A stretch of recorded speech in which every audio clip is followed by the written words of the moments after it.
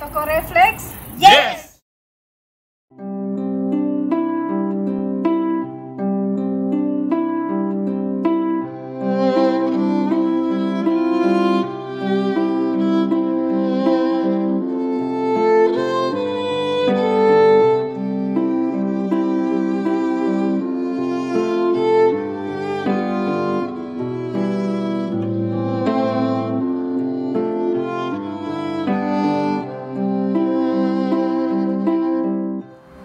Hari ini kita sedang berada di rumah yang luar biasa indah dengan taman yang luar biasa juga di kediaman Ibu Wuri. Saya panggilnya begitu ya, Betul. Bu Wuri ya.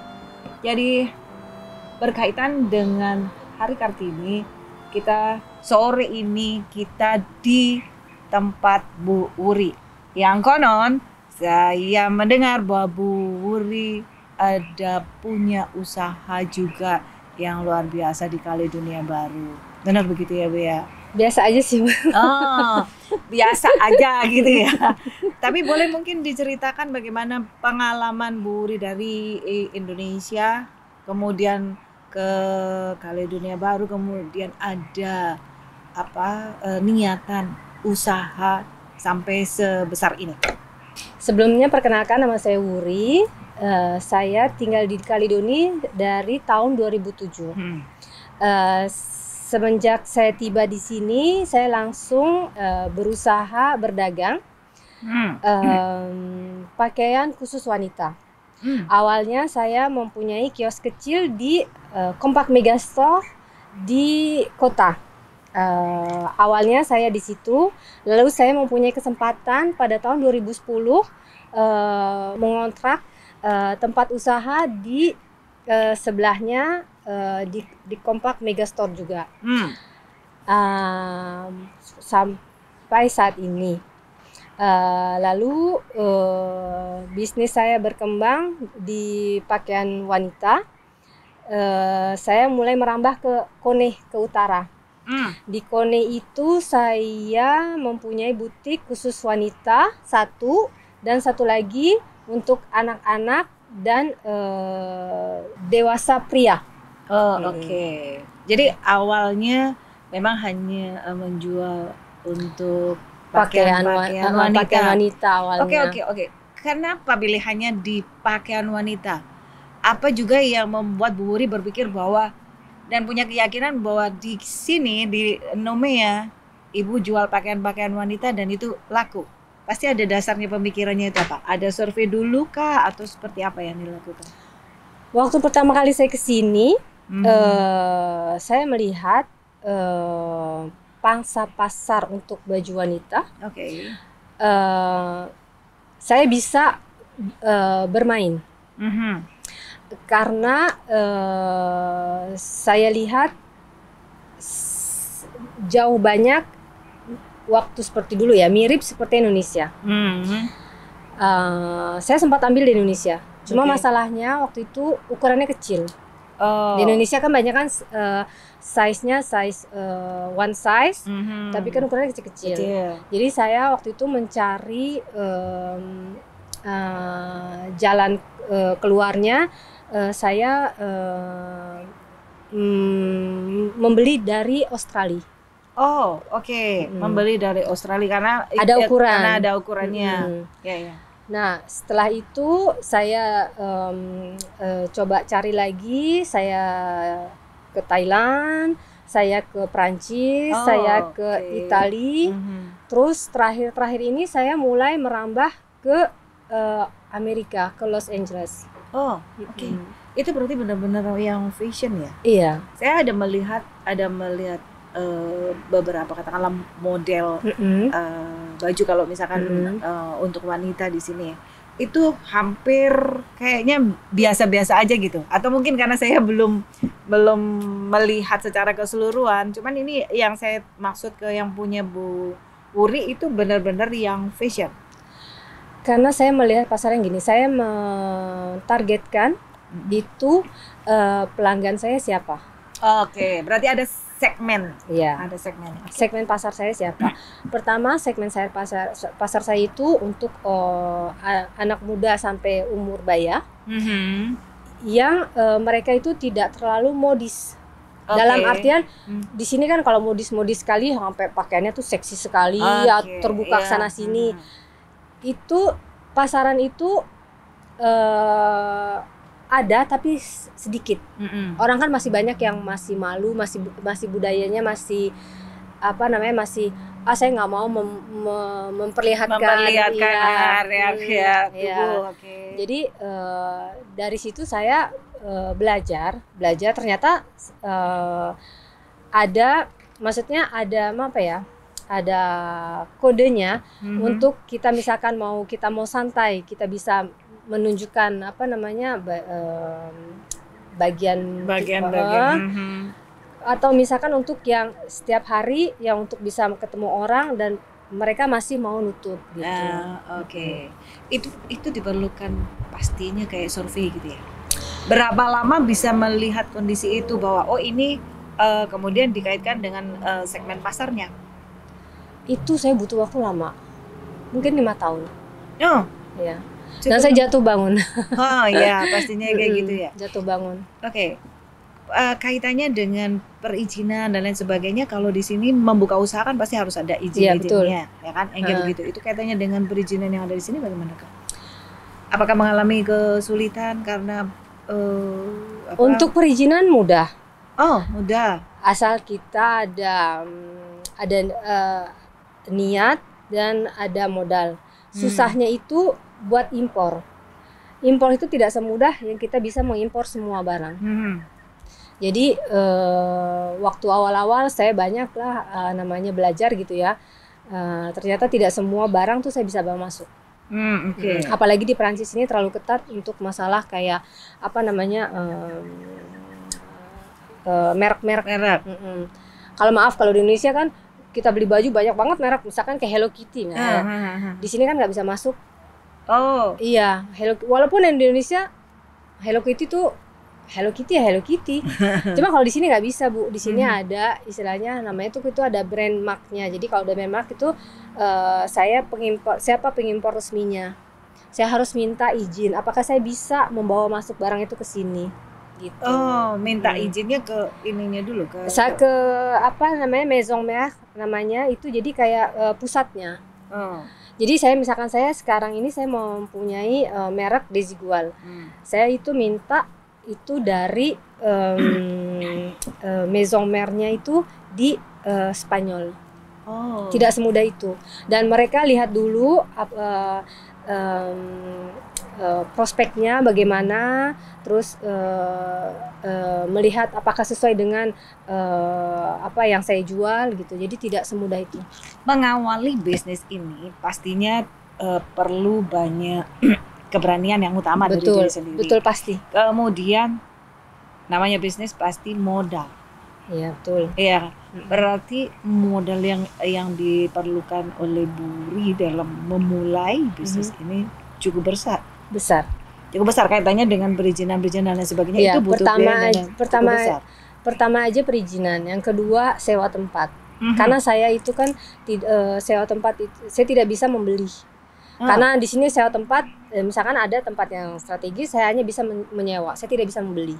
Kalau misalkan orang itu mau menjual, saya bisa beli. Kalau nggak mau, saya nggak bisa beli. Di sini sistemnya tidak seperti di Indonesia, bisa mau beli mana aja. Di sini itu, jadi misalkan saya ada tempat di sana, saya sewa, oke, ya udah saya sewa. Kalau misalkan nanti, jadi sistemnya 3, 6, 9. Jadi kalau saya mau berhenti itu pada tahun ketiga, pada tahun ke-6 atau pada tahun ke-9. Itu aturannya yang ada di sini. Iya. Jadi katakanlah misalkan sebelum tahun ketiga itu terjadi sesuatu, misalkan saya harus bayar sampai tahun ketiga minimal. Nah, nanti kalau misalkan, makanya saya harus cari orang yang bisa mengambil alih toko saya untuk menyewanya sampai nanti tahun ketiga. Nanti dirubah lagi. Tidak semudah itu. Saya ada mendengar bahwa untuk bisnisnya Bu Wuri ini sudah punya cabang-cabang di beberapa tempat tadi kan ya. Ada di Kone, ada di mana? Ada di Numea, ya. Ada di Numea, ada di Kone. Pastinya tidak bisa diawasi atau dipegang sendiri. Ada orang kepercayaannya yang yang membantu Bu Wuri untuk itu. Untuk sementara saya tidak ada. So, jadi saya bagaimana itu? Saya hanya punya penjaga toko yang yang karena memang mereka senang bekerja dengan saya. Oh, oke. Dan tidak ada mereka cocok lah istilahnya dengan saya, bekerja sama dengan Bu. Untuk sementara saya belum punya kayak manajer atau orang yang ngontrol, hanya saya dan suami. Jadi suami saya setiap minggu itu minimal sekali ke Kone. Makanya tadi dari Kone juga Bapak baru pulang. Oke. Jadi ngontrol itu. Ngontrol dari jauh, saya juga ada kamera. Gitu.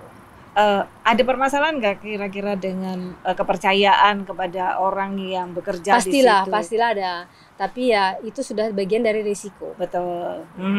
Kayak gitu. Tapi sudah bisa teratasi bagian dari situ ya? Iya, mudah-mudahan.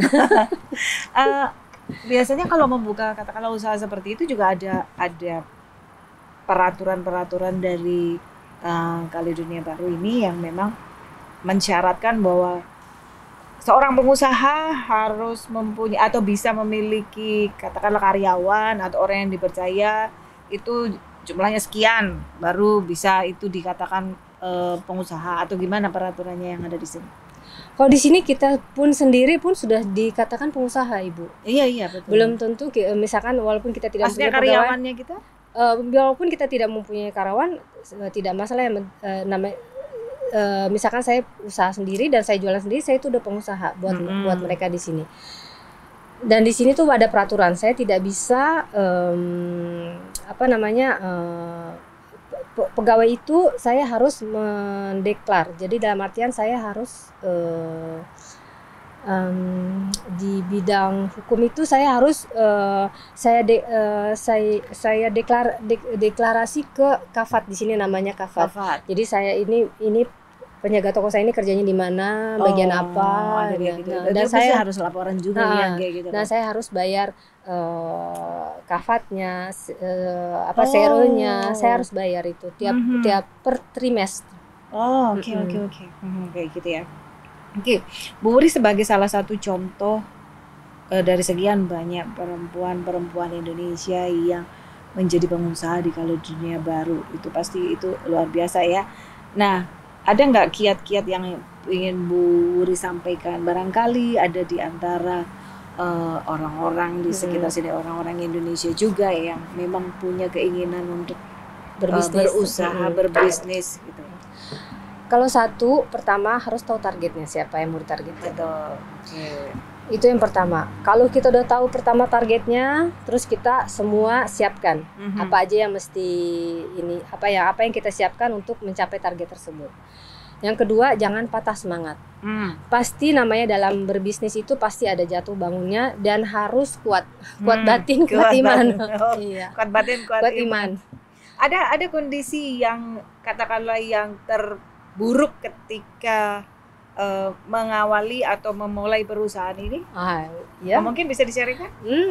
Waktu pertama kali saya buka, saya itu tidak ada orang yang lewat, tidak ada yang masuk. Oke. Pendapatan saya kosong. Sampai berapa lama itu kira-kira? Itu bisa hitung sampai berbulan-bulan. Oke. Itu waktu itu saya belum kenal namanya publicity, saya publikasi belum kenal. Oke. Saya masih baru awal, baru mula gitu kan. Lama-lama ya mulailah karena orang suka dengan baju saya, jadi mau nggak mau orang jadi balik lagi, terus jadi Buldenesh, jadi orang pada di sini baju ininya tempatnya ini. Sebenarnya dari situ. Itu sudah tidak lagi perlu istilahnya publikasi lagi, udah nggak perlu gitu. Sih terus harus publikasi itu paling penting. Apa yang dipakai, media apa yang dipakai? Facebook. Facebook ya, itu cukup efektif untuk publikasi. Paling efektif. Karena saya pernah mencoba bentuk apapun lebih mahal dan tidak efikas. Oke. Selain Facebook mungkin ada Kalau saya bukan bagian publicity, bagian publicity suami saya. Oh, Saya hanya bagian belakang, backstage. oh gitu ya. Bagian belakang sambil ngitung duitnya. Oh, ngitung duitnya gitu ya. Oke, modalnya cukup besar ya Bu ya. Awal-awalnya itu iya. modal pribadi dari Bu Wuri atau modal berdua atau mungkin ada juga bantuan dari pihak ketiga dan lain sebagainya untuk modal? Personally itu dari waktu suami saya itu tabungan suami saya. Oke. Karena waktu itu kan saya nggak kerja, terus karena dia melihat saya ada niat, dia bilang kalau kamu mau silakan. Jadi awalnya sih uang suami. Oh, oke. Sip. Di Indonesia banyak juga kan sebetulnya orang-orang yang atau pabrik atau apa yang bisa diajak bekerja sama untuk membuat apa ya, misalkan baju-baju yang sesuai dengan minat orang-orang di sini, memungkinkan atau tidak? Saya sudah pernah coba, masalahnya itu di quantity. Kalau banyak, karena di sini itu saya hanya di sini masyarakatnya hanya 250.000. Oke. Perempuannya berapa? Dewasanya berapa? Target saya kan di situ. Kalau saya lihat target saya di situ, makanya saya itu nggak bisa untuk partai besar. Kalau pabrik itu itunya partai besar. Jadi walaupun saya misalkan lewat apa namanya UMKM yang kecil, tapi mereka bisa memproduksi kecil kebutuhan saya. Oh, ini pakai UMKM Indonesia Iya. Sudah ada? Ada. Oh, ada banyak? Dari mana Ada aja? lumayan. Oh. Dari Jakarta ada. Oh, dari Jakarta banyak? Banyak kan saya di Jakarta, kan saya orang Jakarta. Oh, Jadi untuk daerah yang lain saya belum terlalu banyak tahu untuk daerah lain. Saya taunya lewat internet aja. Itu apa model apa biasanya dari Jakarta yang diambil? Untuk anak-anak sama mainan. Oh, oke. Di daerah mana di Jakarta? Di Jakarta Pusat. Oke, itu banyak kan di Jakarta memang ada satu tempat yang memang jualan khusus untuk mainan anak-anak. Kemudian ada baju-baju anak dan segala macam itu ada. Ibu ngambilnya dari situ. Betul. Oh, oke. Setidaknya itu masih ada apa hubungan antara Indonesia dengan Kaledonia Baru yang kayak gitu kan. Soalnya beberapa tadi Ibu sampaikan Ibu ngambilnya dari Thailand, dari itu untuk model yang lain. Model yang lain. Tapi khusus untuk Indonesia Ibu ambil cuman untuk anak-anak. Ada untuk dewasa cuma bagiannya sedikit sekali. Oh. Paling hanya 5%. Oh, oke. Misalkan saya bikin legging atau bikin t-shirt atau bikin sakado, ransel, hanya itu aja. Selebihnya banyakkan dari luar karena pertama itu kondisinya ya karena tidak ada ukuran. Oke. Dan modelnya itu sekarang maaf ya, di Indonesia banyak kan mereka terlalu di batik dan juga model banyak model muslim. Jadi untuk kesini agak berat. Jadi kita membuat model sendiri juga mereka juga agak susah memenuhi kuotanya kan pastinya ya. Iya. Kalau misalkan butuhnya cuman katakanlah setengah lusin atau satu lusin, sementara mereka kalau memproduksi itu harus gede. Oke, di situ masalahnya. Masalahnya di situ aja. Oke. Tadi sudah disampaikan kiat-kiatnya untuk menjadi pengusaha di sini adalah harus tahan banting, ya kan? Dan tahu target. Yang kayak gitu dan lain sebagainya. Kemudian berikutnya setelah Bu Wuri sudah punya beberapa tempat, target berikutnya apa Bu? Pengen sih pensiun.